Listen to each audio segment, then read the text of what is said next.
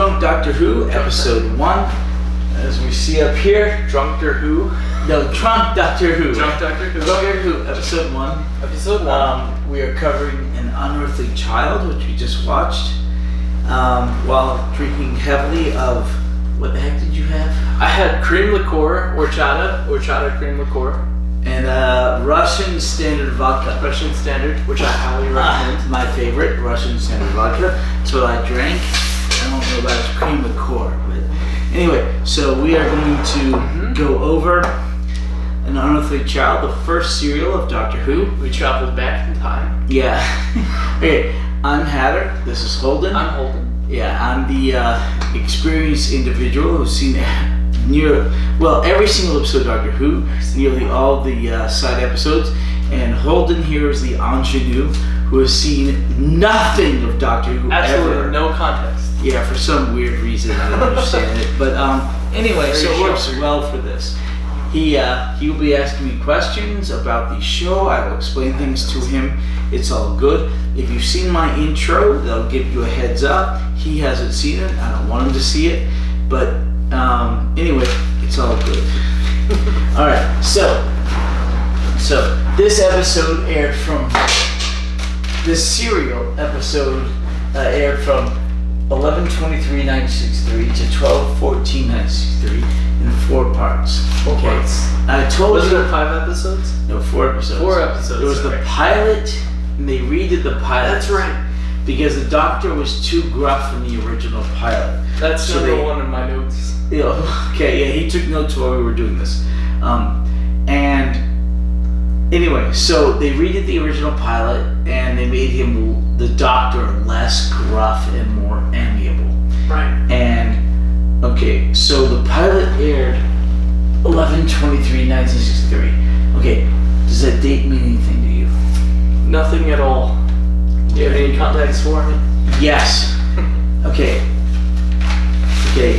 John F. Kennedy, President of the United States, was assassinated on 11/22. Right. And that's in America, and we filmed this in Europe, right? Right. But while the United Kingdom was sleeping, all the information came through about his death. So the original episode of Doctor Who was delayed by 15 minutes so they could air a special, a news bulletin special about the assassination of JFK. Breaking news. Right. So the original episode was delayed by 15 minutes and was overshadowed completely by the news about JFK. So that really hurt like the upstart of the season because it's really overshadowed by this news coming in. Well, yes, but yeah. So what happened was, the producer Verity Lambert, who was the first female producer at the BBC. Okay, it's amazing. It's good. All right, here's all my Doctor Who DVDs. It's amazing. Here's what we watched. Okay, beginning. It will also have the Daleks and the Edge of Destruction. Before we get to the Crusades, which doesn't exist. I'll explain that to you in a little bit. Right. Anyway, so here's all the Doctor Who DVDs. Goes all the way down.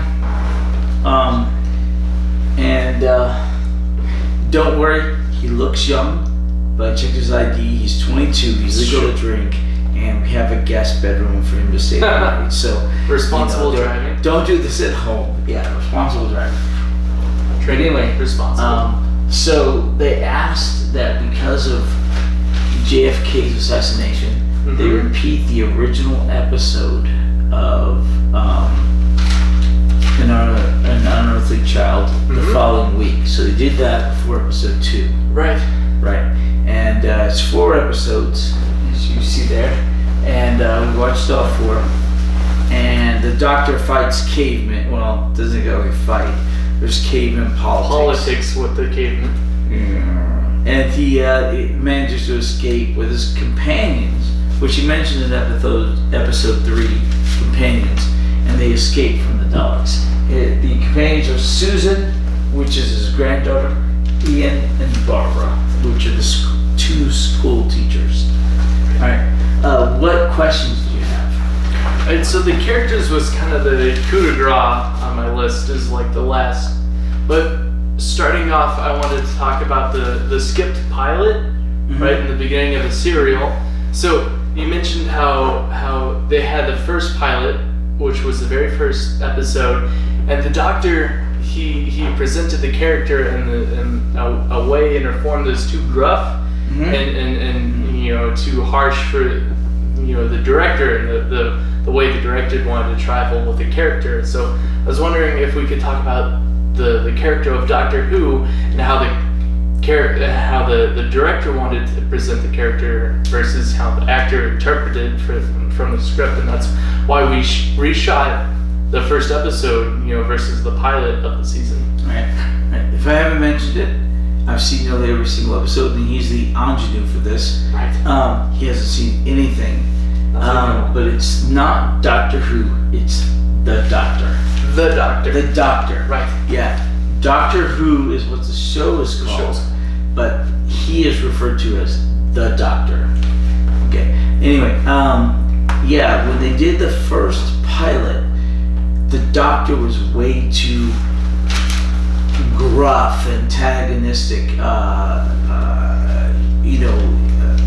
problematic. So they reshot the pilot, and they did a more amicable version of him. Right. So when they got to the beginning of, An Unearthly Child, he was much more friendly and amicable and relatable than the original pilot, in which he was really prickly like a porcupine. Very harsh. I haven't actually seen the pilot, but what I understand is that the actor presented the character as way too harsh and way too. William Hartnell, the first Doctor, William Hartnell. And this is my Doctor Who mug. You can see the TARDIS, and I am drinking vodka straight out of it, the Russian sand vodka. All series long. We're very. Yes. I took my shower. More? Do you need more vodka? Yes, I need more vodka. More vodka. Here, have more vodka. There you go. Alright, have more vodka. It's okay. I will take his keys away. He will stay here tonight and drive home in the morning. Designated drive responsibly. Yes, Uber. Uber is good. It's so great that Uber's in Lubbock. I heard it had some complications in like Dallas and stuff where they're going. Dallas was very, they had politics that went against Uber, and now it has to go with Lyft as we got found or something. Shots. I drive Uber occasionally. I do, seriously. Yeah, it's awesome. Download that. We're not sponsored, but download the app. First ride's free. Great for responsible driving. We're so drunk. Anyway, yes. Many more questions. Second question was, you mentioned earlier during our viewing of the first serial, we talked about the apocryphy. That went right over my head. Apocrypha. I have no idea what that means. Apocrypha is something that is not exactly canon, but to the side of it. And so like there's apocrypha. Retrospective. Okay. In the Bible, there are 6 books or whatever. And there's apocrypha, books that were considered not quite proper for the Bible, but they still have some substance, and they're off to the side. Like canon, it's not quite canon, but it goes along with like the historical, happenings. Kind of, yeah. And the apocrypha for Doctor Who is things like well, I've got all that here. You see Doctor Who here, all of it. At the very bottom is the apocrypha. That's the movies with Peter Cushing, which are not canon. The first, the animated serial with the first Ninth Doctor, which was not canon. The only thing declared absolutely not canon by the BBC. British Broadcasting. Well, things like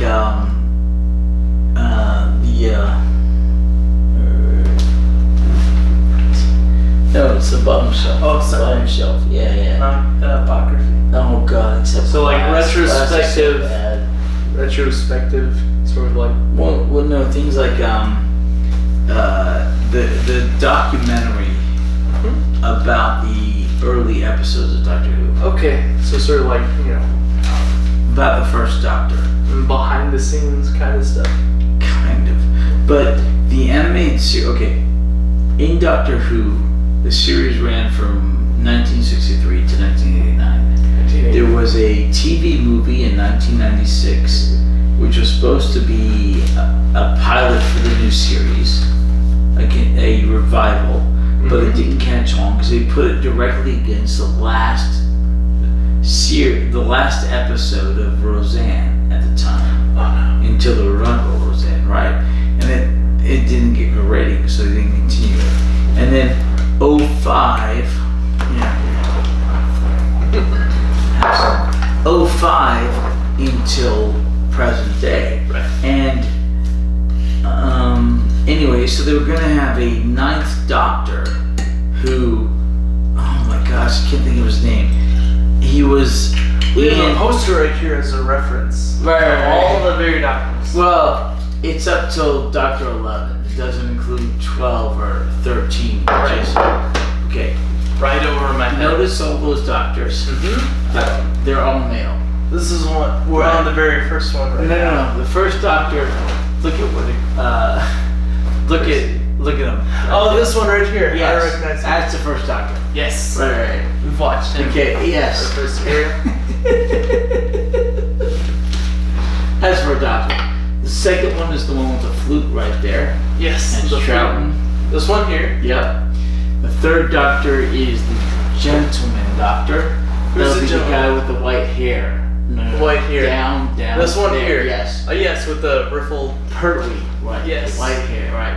The fourth Right Doctor. over my head. The fourth Doctor is right here. My With the favorite, Tom Baker. This Love Tom Baker. Look at that hair, that perm. No, it's just him. Okay. Yes. And it's the fourth Doctor. He ran for 7 seasons. The 7 longest seasons. running Doctor, Longest most running episodes. Very cool. Right. The fifth Doctor is the one with the The hat. no, the asparagus on his, him. This right one there. here? Yeah, the young one. The sixth Doctor is Colin Baker up in the upper left-hand corner. At the very top. Yep. Seventh Doctor. I've had too much drink on my No, that's the whole point of this. Okay. We have a bucket just Nice in safety case. bucket. We do. Alright, seventh Doctor is the seventh, okay, is the one with the bad hat here in the upper right. The very bad corner. hat. In the very right corner. Yeah. The ninth Doctor is, okay, that was McCoy and McCann. McCoy. I'm drunk. Very drunk. Exactly, it's the whole point of Drunk Doctor Who, is to have fun and do this. Okay. I don't throw off. Go ahead. And then McGann is the eighth Doctor. He's the one right here. The to the bottom right of him. Let's see. The ninth Doctor is Eccleston in the bottom center.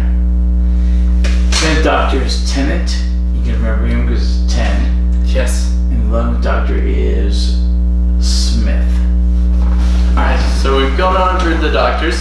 We've gone over the skip pilot and the apocryphy. So my next question I have here in my notes was the black and white, and I was hoping we could talk about the black and white and then how that whole time zone was with the black and white and the transition to color. Mm-hmm. Alright, the Doctor Who in the 1960s was black and white. Mm-hmm. It transitioned to color once it hit to the 70s with Pertwee, third Doctor. Okay, in the 60s, most shows had at least 40-something episodes a season because reruns were unheard of. Right. That's why Gunsmoke had exceeded The Simpsons forever in number of episodes, despite the fact that The Simpsons have been on for many more seasons. Right. until very recently when Simpsons finally passed up Gunsmoke. The Doctor Who in the 60s was black and white, but it had like 40-something episodes a season. Same thing for Batman. You know, it had 40-something episodes a season. Even though it ran 3 seasons, had 120-something episodes. Anyway, so Doctor Who had all those episodes, and they were all in black and white through the 1960s. And in the 70s, it switched to color, and it went to 26, 27 episodes a season during Pertwee, the Gentleman's Doctor, during its run. And it was all good. But the black and white is fine. Now, you remember when I told you about the flaying in the current serial? Right, but before that, still on the subject of black and white, we also had an exception to reruns because black and white was, during the rerun season, and there's like, reruns were unheard of until you mentioned an exception to reruns. Right. I was wondering, what was that exception to reruns? Okay. Because Doctor Who premiered on 1963, the day after John F. Kennedy was assassinated. The show was premiering at 6 o'clock, but was delayed by 15 minutes because the BBC ran a special news report about the assassination of John F. Kennedy. So everything was overshadowed by the assassination. And JFK, when he died, and Lyndon B. Johnson, the Hanyak, became president. Anyway, so they reran the first episode of Doctor Who again on 11:30. They reran the episode on 11:30 before they ran the second episode as a one-shot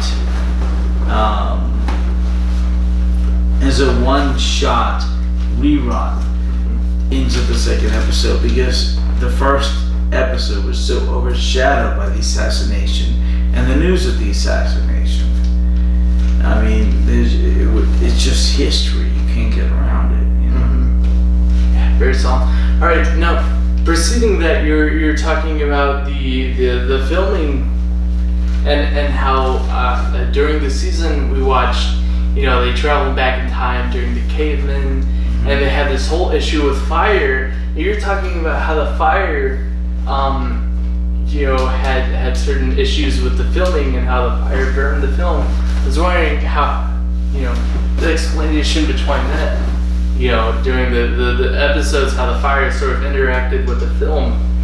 Okay. What was that? Doctor Who was recorded on videotape as opposed to film. Yes. Yes. They had So the film was burned by the fire, So you have this delay when they panned around. You saw that, right? Yes. Yes. Especially during the first season, where they're having the first episodes when sorry. The first episode, they first discovered the police box, and they're doing several pans while they're interacting and discovering the first junkyard behind the wall. They discovered the telebox, the police box, and the teacher was climbing up the ladder and climbing down and looking around this junkyard. He found the police box, and there's troubles with the video camera and the videography.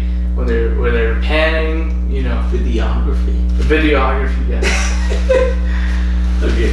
Well, that's because the BBC and British broadcasting, right, and the United Kingdom in general was still recovering from the Second World War. And they had serious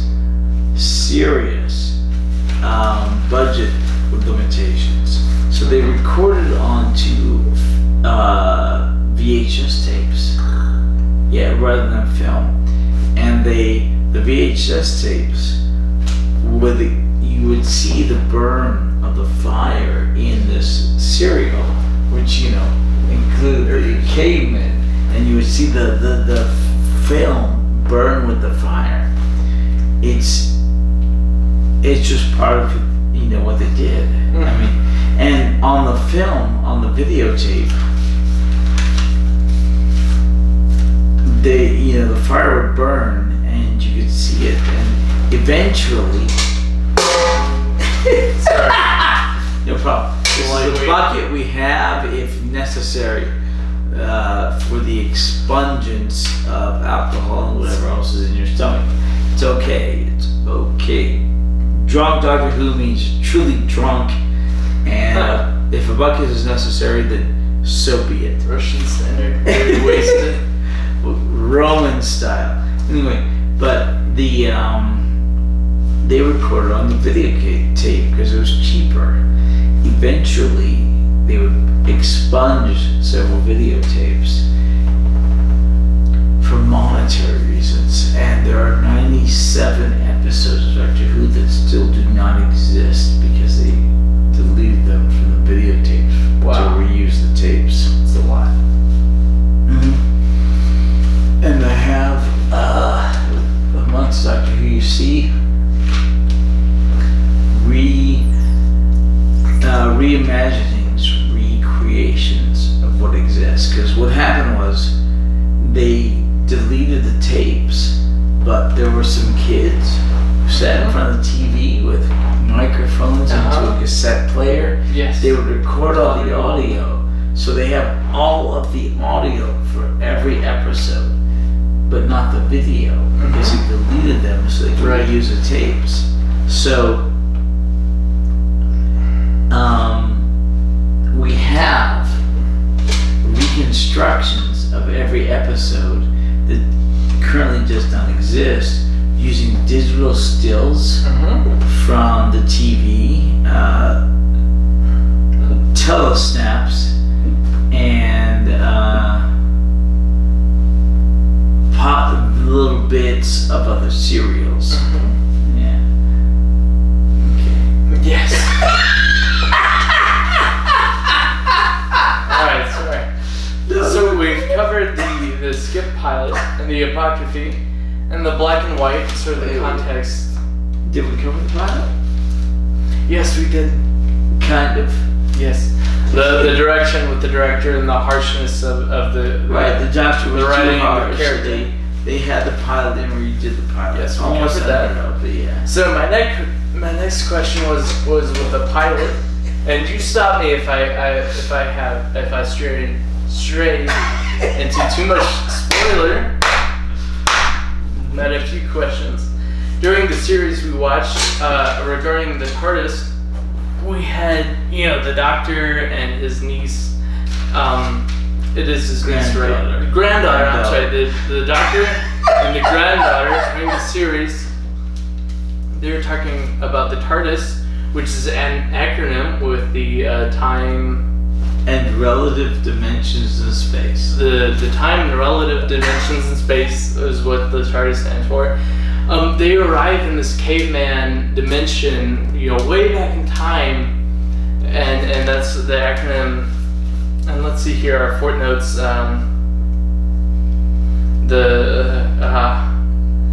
They discussed during the series, why didn't the TARDIS, transform to something more appropriate that fitted the time in which they traveled in. I don't want to get into too much spoilers because I haven't seen, any of the further episodes, and I don't want to spoil, what I haven't experienced yet. But I was wondering, your explanation of why hasn't the TARDIS transformed into something more appropriate for the time frame in which they travel in the TARDIS. Usually the TARDIS transforms into something more appropriate to fit the time frame. They're in London, and it transformed into a police box, which was very appropriate for the time. And then back in time, it should have transformed into something more explainable to the caveman, but it didn't. It was still a police box, And the doctor was very troubled by this, and his granddaughter was very troubled by this, by it, and it transformed into something more explainable, like a cave or a tree. You know, what happened there? There's malfunctions happening. It's called a chameleon circuit. Chameleon circuit? Chameleon, like the lizard, yeah, right. Yeah, it's called a chameleon circuit, and it obviously isn't working. And for the vast majority of the show, it does not work, and it stays a police box. Okay, so there are times when it does work, but the vast majority of the time, it just stays a police box, and it's okay. Right. It's okay, you know. It's very, you know, the mascot for the season, the Doctor Who, the mascot is the police box, and you know it's bigger on the inside than it is the outside. Well, yeah, but the TARDIS, as the TARDIS, it stays in the whole time. It's not just that season; it stays that way for the whole time. Yes, sir. Okay. But there's this chameleon circuit. Right, chameleon circuit. That went wrong, and I was hoping you could describe that for us. Well, yeah, at time, there is a time or two in which it changed. Yes. It changes. Appropriate for the time in which it traveled to. But that is not the norm. The norm, it stays the TARDIS, it stays a police box. Because this chameleon circuit is done. Chameleon serpent. The chameleon serpent abnormality. Chameleon circuit abnormality. And in the future, there is another TARDIS helmed by another Time Lord, and you don't know that name yet, but Time Lord is what the Doctor is.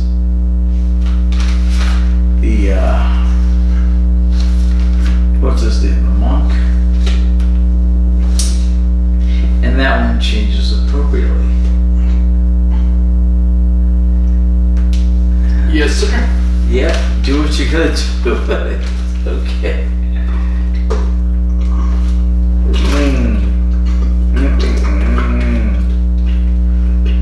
But anyway, the TARDIS keeps its shape as a police box. The vast majority of its history.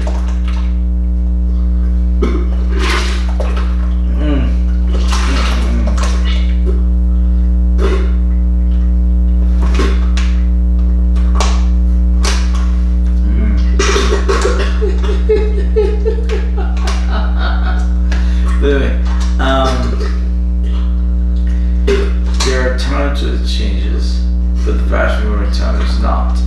And the monk and the master occasionally have TARDISes that go in other forms to mimic the TARDIS. But you know, it is what it is. Yes, alright. I'm so sorry. So sorry. Yeah, no problem. I've drank a lot. That's just standard.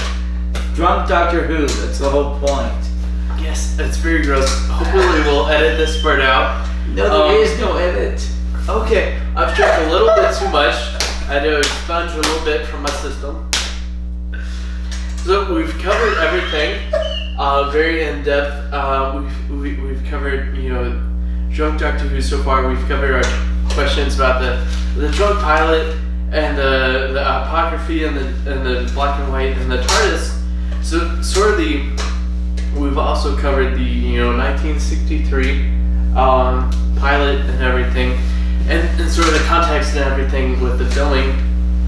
I drank a little bit too much of the Russian standard. I'm very experienced drinker. I had to expunge a little bit from my system. So sort of the coup de grace, the mercy kill of all our filming and our questions. Mm-hmm. Oh, I'm so sorry. No problem. So the coup de grace, the sort of my last question, finish off this interview.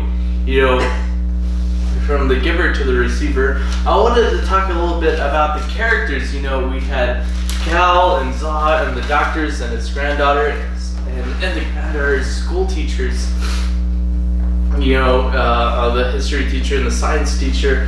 I wanted to get your opinion and your context of the all their relationships, and you said how it's very cool how they back in the day they used to run serials of seasons, and how that allowed per episode they ran several episodes, and how that allowed the characters to develop more character and personality throughout the seasons. I wanted to hear your opinions on these characters and sort of what they represented. We have Cal, the caveman, competing against Za, the caveman, and the grandmother, sort of the elder of the cavemen. And contrary to that, we have the doctor and his granddaughter and her school teachers. Sort of what all those characters represented. And I want to hear about your opinions on all those characters. Okay. In the 1960s, they did 40-something episodes per season. Yes. Before, reruns were a common thing. And it was all black and white, and there were so many episodes. But, okay, we have the Doctor and his companions, Susan, Ian, and Barbara. Okay? Yes. And the term companions shows up in the 3rd episode, where he talks about we are all companions. Mm-hmm. And it is him and his companions attempting to complete whatever, mission they need to complete, whatever scenario they need to complete. There's always the Doctor with companions. There's only one single serial in all of Doctor Who where he does not have companions. And that is the Deadly Assassin. During the 4th Doctor, my favorite Doctor, but it's way down the line. Anyway, he has 3 companions, his granddaughter Susan, and the 2 teachers of Susan, Ian and Barbara. They are teachers from this school. And over time, the companions change, and that's fine. Most companions live a wonderful, happy life. Some of them die, and that's fine. Some of them, exist in... You okay? I'm so great right now. Okay, we have the bus. Sorry. Yeah, I used that already. We have more. I'm sorry to interrupt your description of the companions. No, it's all good. Anyway, it's the whole point of this. Yes, is sir. to be both engaging and I don't know what the term for it is, but you'll laugh at others. Schadenfreude. The Germans have such wonderful names. Anyway, but the companions. Yeah, the companions. So the Doctor has these 3 companions, and they continue with him for a long time. They will eventually leave him in one form or fashion. Spoilers. There's all sorts of spoilers in this. Yeah, you can't help it. Mm-hmm. But they will eventually leave. And even the Doctor. The Doctor will regenerate into another form. See, I don't even know that yet. The Doctor has regenerated many times. Mm-hmm. The actor leaves the show, but the Doctor, who is a Time Lord, regenerates into another form. And that form continues until he regenerates again. Yes. And so far there have been like 12, 13 regenerations. Yes. And all of them have been male. To the current regeneration, who is female. Yes. Which is Jodie Whittaker. Which it's been teased at before in earlier seasons that the reincarnation may be female. Like the teased in side stuff like the apocryphy maybe. Well, apocrypha season. Yeah. Apocrypha. Yeah, in the tease Moffat wrote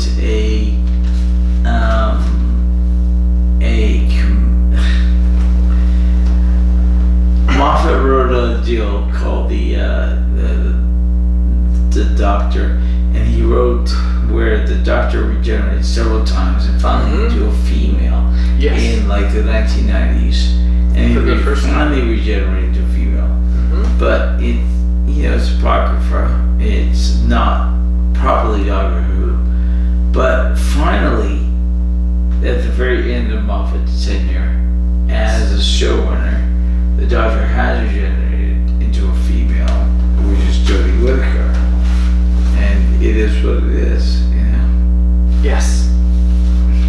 I thank you very much, Mr. Hatter. This has been Drunk Doctor Who with Holden and Hatter, the giver and the receiver. We've gone over, the skip pilot, the apocryphy, the black and white, the TARDIS, and then the filmography with the film and the context with the doctors and the characters, the coup de grace. Thank you very much for joining us today. Hopefully we'll have, there's been no edits in the upload so far, but hopefully we'll have very many edits to help you follow. We've had a lot of thrown up takes because I've had a lot of Russian to edit. That's good. Thank you very much for joining us. Maybe that's the end of all my questions. Okay. It is what it is. It is what it is. Okay. So next time we have Dr. Daleks, which are the first real serial for the Daleks, and they are the first big enemy of Doctor Who. Come and join us